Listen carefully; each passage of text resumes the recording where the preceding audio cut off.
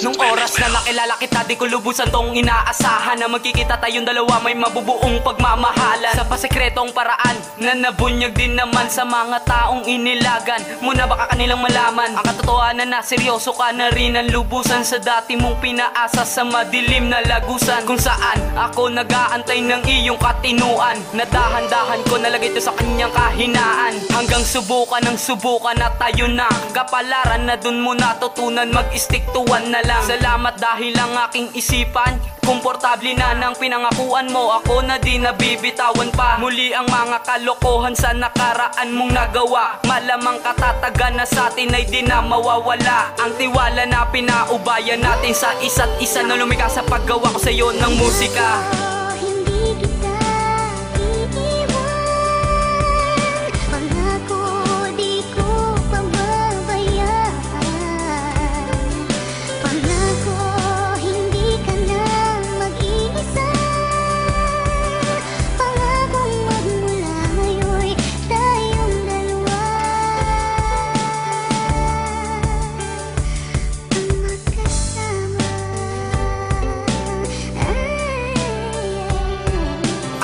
Pangako ko sa'yo malabo na itong lumabo. Itinaga ko sa bato na di na ito ipapabago-bago pa sa posisyon na desidido sa atin ang bawat isa. Lumayo sa pagtatalo ang pusong pinag-isa. Salungat man ng iba, di dahilan para mag-iba ang ugali ko, diba? Lalo na ngayong gumaganda pagsasama nating dalawa, na wala nang makakabura pa sa mga binitawang salita ko na magdidikta na hindi kita iiwan, di ka paglalaruan, di ka papalitan, lalong di ka pababayaan mapunta sa kalungkutan. Yan ang iyong tatandaan na di ko bibigyan ng daan o karapatan na mayuyuko pa sa ating luhaan. Pagkat minamahal mo ko, mas mahal naman kita. Ayoko nang manloko dahil nga seryoso na.